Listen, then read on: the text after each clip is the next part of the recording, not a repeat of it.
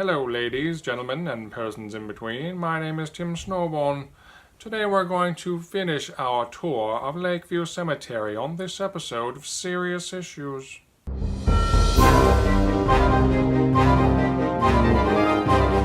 Yes, Phoedrus is still sitting in my lap an entire day later. Miraculous, isn't it?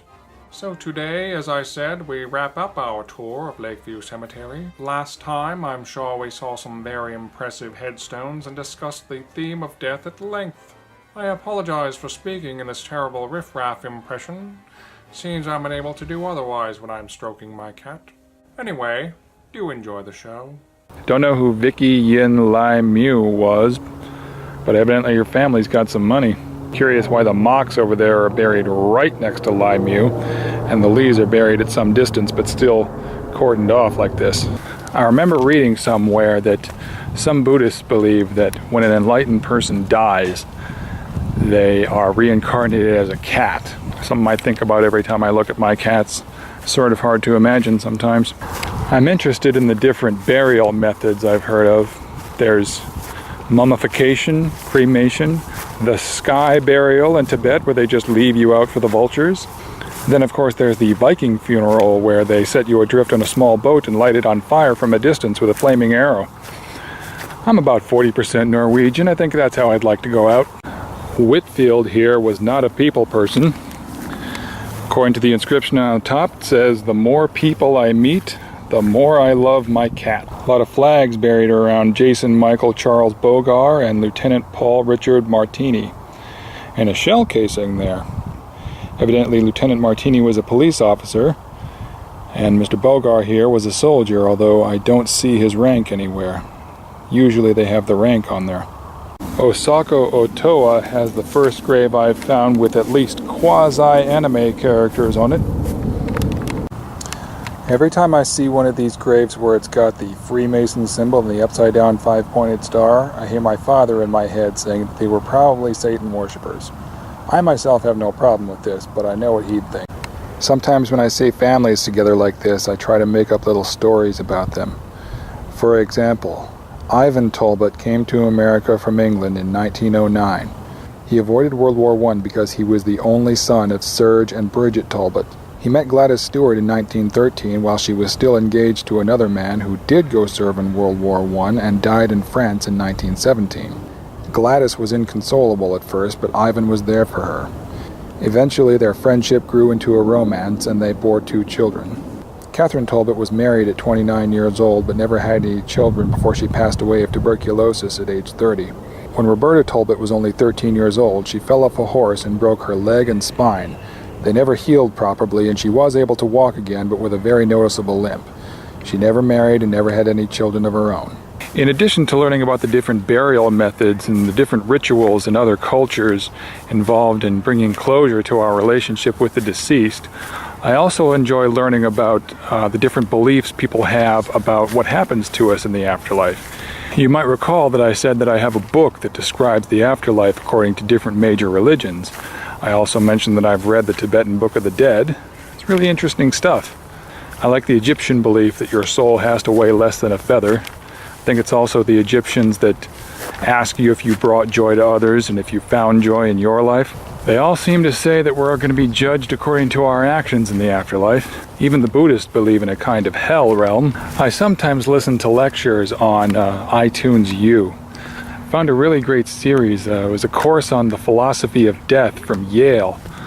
Really interesting stuff. I recommend it. It goes into a lot of different fields as far as, mind-body dualism, personal identity, whether or not immortality would be truly desirable, whether or not suicide is an ethical course of action. It even goes into the badness of death, why death is bad. Mind you, it doesn't disagree that death is bad. The instructor agrees that death is bad, but he examines why that is. I mean, it's not bad while we're alive because we're still alive. And it's not obvious why it's bad when we're dead because we're dead. It's over. It's done. Long story short, spoiler alert, he says that the reason death is bad is because of what economists call the opportunity costs. It's like one example he gives is if you were at home watching TV.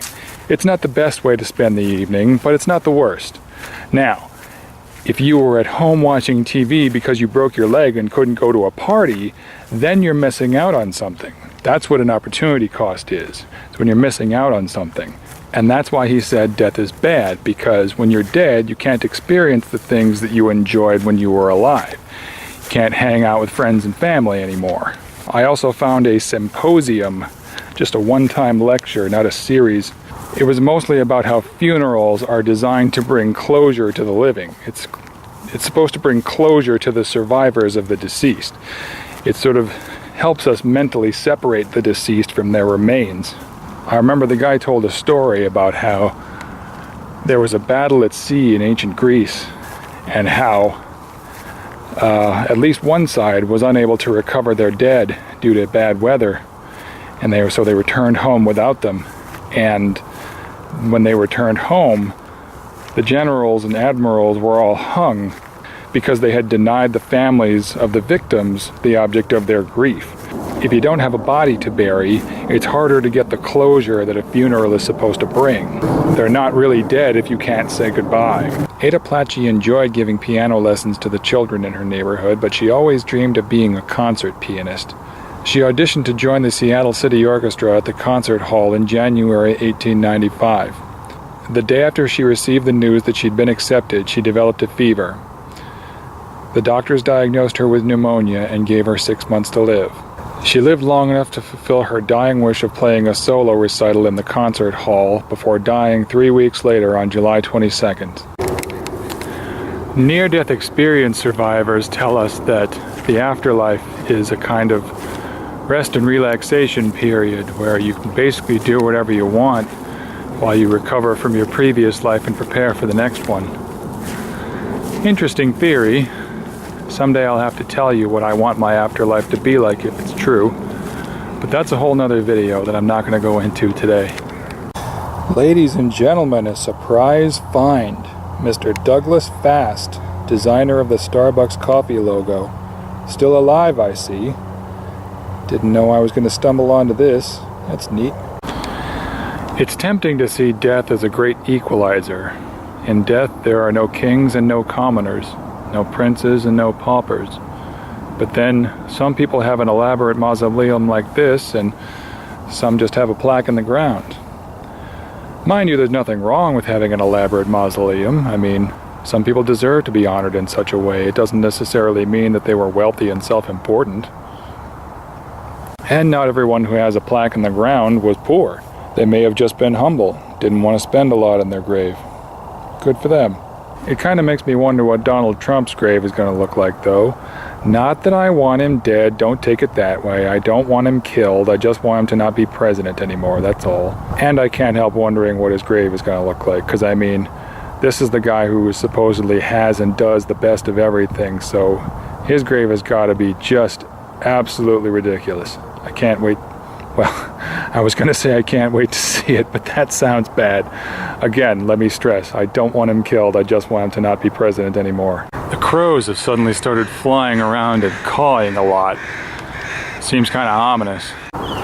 It's simultaneously creepy and yet soothingly poignant that there are dozens and dozens of crows hanging about. Of course, there's the old folklore that when a person dies, a crow carries their soul to the land of the dead. Is it a coincidence that there are so many here? I just realized that we learned that little bit of folklore from a movie called The Crow, and the star of that movie is buried right over there. Alright, I suppose that's it for the series then. Question for this episode, does anyone else enjoy a casual stroll through a city of the dead as I do? If so, please tell me about the nicest cemetery you've ever visited. I do hope you've enjoyed this video. If this is your first time on my channel, I'd love to have you subscribe and join me for future conversations. And check out my other videos for more. I must be off now. My sister and I are off to the planet Transsexual, Transylvania. Until next time, don't forget to take that jump to the left.